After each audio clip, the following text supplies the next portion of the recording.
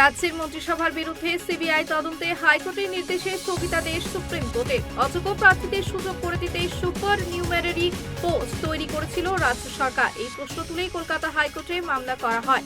মঙ্গলবার সেই মামলায় হাইকোর্টের নির্দেশে স্থগিতাদেশ দিল শীর্ষ আদালত। বিজেপি নেতা অমিত মালব্যের পোস্ট করা ভিডিও ঘিরে তোলপাড় রাজ্য রাজনীতি। নির্বাচন কমিশনের দপ্তরে তৃণমূলের দুই সাংসদের মধ্যে তুমুল কথা কাটাকাটি। প্রকাশ্যে তর্কাতর্কি তৃণমূলের মহিলা সাংসদ ও বর্ষীয়ান সাংসদের মধ্যে। পরিস্থিতি সামলাতে আসরে রাজ্যসভার এক বর্ষীয়ান সাংসদ। গোটা বিষয়টি জানিয়ে মুখ্যমন্ত্রীকে চিঠি মহিলা সাংসদের। কেন্দ্রের ওয়াকফ আইনকে ঘিরে রাজ্য জুড়ে বিক্ষোভ, যার নেপথ্যে মুখ্যমন্ত্রী মমতা বন্দ্যোপাধ্যায়ের উস্কানিমূলক মন্তব্য, অভিযোগ বিরোধীদের। সোমবার মালদার নিমতিতা স্টেশনে ঘণ্টার পর ঘণ্টা রেল অবরোধ করে স্লোগান বিক্ষোভকারীদের। ওঠে আল্লাহু আকবার স্লোগানও। বিরোধীদের দাবি, কেন্দ্রীয় আইন নিয়ে মানুষকে ভুল বোঝাচ্ছেন মমতা, আর তাতেই রাজ্যে অশান্তির আগুন জ্বলছে।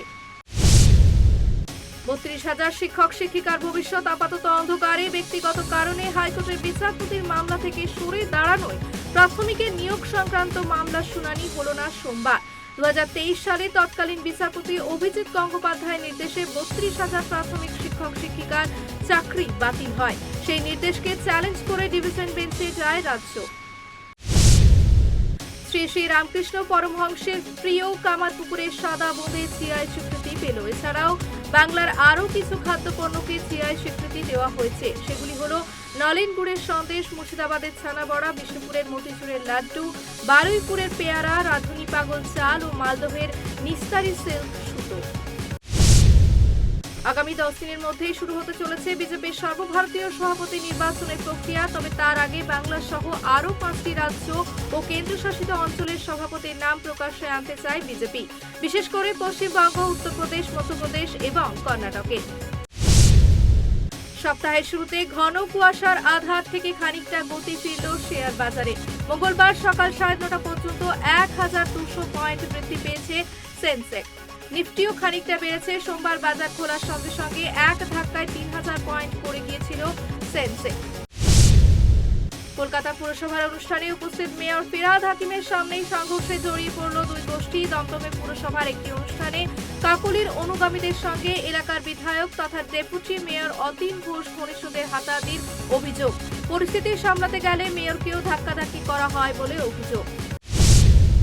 রামনবমীর পর এবার হনুমান জয়ন্তী। আগামী 12 তারিখ রাজ্য জুড়ে পালিত হবে হনুমান জয়ন্তী। হুগলি জেলার বাঁশবেড়িয়ার কলবাজারে হনুমান জয়ন্তীর শোভাযাত্রায় কয়েক হাজার মানুষের উপস্থিতিতে হনুমান জয়ন্তী পালন করা হবে। তার আগে হুগলির মগরা থানা এলাকার পুলিশের পক্ষ থেকে রুট মার্চ অনুষ্ঠিত হয়। 3 মাস অতিরিক্ত সময় চেয়ে ডোনাল্ড ট্রাম্পের কাছে দরবার বাংলাদেশের অন্তর্বর্তী সরকারের প্রধান মোহাম্মদ ইউনূসের।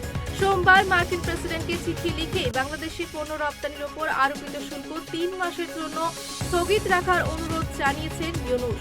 বাংলাদেশি পণ্যের ওপর 37% শুল্ক আরোপ করেছে, যা আগে ছিল 15%। কূটনৈতিক লড়াইয়ে বিরাট সাফল্য পেল ভারত। মুম্বাই হামলার অন্যতম মাস্টারমাইন্ড তাহাউর রানাকে ভারতে ফেরানোর পথ পরিষ্কার।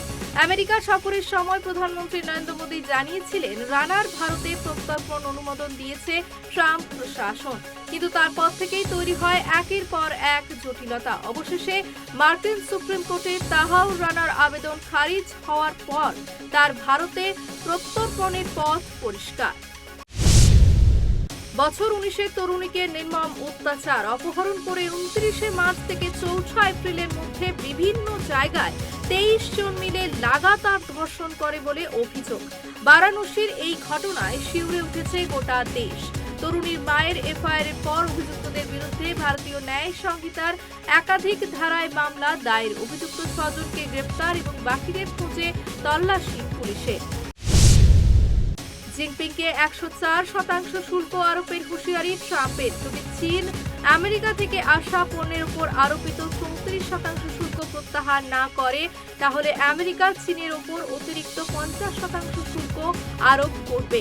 হুমকি ডোনাল্ড ট্রাম্পের। এই নতুন শুল্ক 9 এপ্রিল থেকে কার্যকর হতে পারে।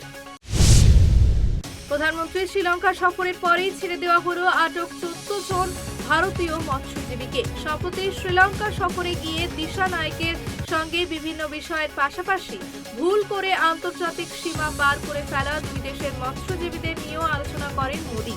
মোদির অনুরোধেই দ্বীপরাষ্ট্রে বন্দী 14 জন মৎস্যজীবীকে দেশে ফেরানোর ব্যবস্থা করা হলো।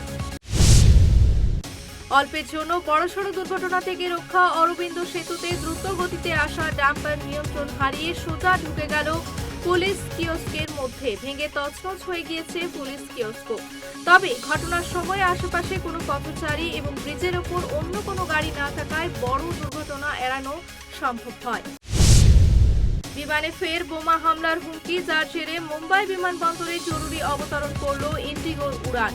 সোমবার রাতে জয়পুর থেকে মুম্বাইগামী বিমানের শৌচালয়ে বোমা হামলার হুমকি দেওয়ার ছিটপুট পাওয়া যায়। সঙ্গে সঙ্গে মুম্বাইয়ে জরুরি অবতরণ এবং বিমানে থাকা 225 জন যাত্রীকে বিমান থেকে নামানো হয়। যাত্রীরা সকলেই সুরক্ষিত রয়েছে বলে জানা গিয়েছে। তামিলনাড়ুর রাজ্যপাল আর.এন. রবির বিরুদ্ধে দিনের পর দিন বিল আটকে রাখার অভিযোগ তুলে আদালতের দ্বারস্থ হয়েছিল সেই রাজ্যের শাসক দল। আর তাতেই বড় রায় শীর্ষ আদালতের। মঙ্গলবার শুনানি চলাকালীন সুপ্রিম কোর্ট রাজ্যপালের এই পদক্ষেপকে সম্পূর্ণভাবে অবৈধ বলে ঘোষণা করে। চলতি সপ্তাহ জুড়ে বিক্ষিপ্ত বৃষ্টির পূর্বাভাস। জেলা জুড়ে আগামী শনিবার পর্যন্ত বিক্ষিপ্তভাবে বজ্রবিদ্যুৎ সহ হালকা বৃষ্টির সম্ভাবনা রয়েছে দক্ষিণবঙ্গের পশ্চিমের জেলাগুলিতে। আগামী 48 ঘন্টায় দক্ষিণবঙ্গের জেলাগুলিতে তাপমাত্রার হেরফের হওয়ার সম্ভাবনা না থাকলেও তারপর থেকে ধীরে ধীরে তাপমাত্রা কমবে। উত্তরবঙ্গেও সপ্তাহভর বৃষ্টির সম্ভাবনা হাওয়া অফিসে। আইপিএলে আজ মুখোমুখি কলকাতা নাইট রাইডার্স বনাম লখনৌ সুপার জায়ান্টস। রামনবমীর দিন ইডেনে এই ম্যাচ হওয়ার কথা থাকলেও কোর্টের নির্দেশে তা দুদিন পিছিয়ে যায়। অন্যদিকে আজ সন্ধ্যায় মুখোমুখি হচ্ছে পাঞ্জাব কিংস ও চেন্নাই সুপার কিংসও। আল্লু অর্জুনের জন্মদিনে সুখবর। মেগা বাজেটের এক ছবির মাধ্যমে জুড়তে চলেছে আল্লু অর্জুন ও অ্যাটলি। আল্লু অ্যাক্টের এই ছবির বাজেট 600 কোটিরও বেশি হতে পারে। শুটিংয়ের সময়সীমা এবং অন্যান্য লজিস্টিক দিকগুলি নিয়ে কাজ চলছে। তবে এপ্রিল-মে মাসের মধ্যেই প্রি প্রোডাকশনের কাজ শুরু করার কথা ভাবছেন অ্যাটলি। ছবিটির প্রযোজনায় রয়েছে সান পিকচার্স।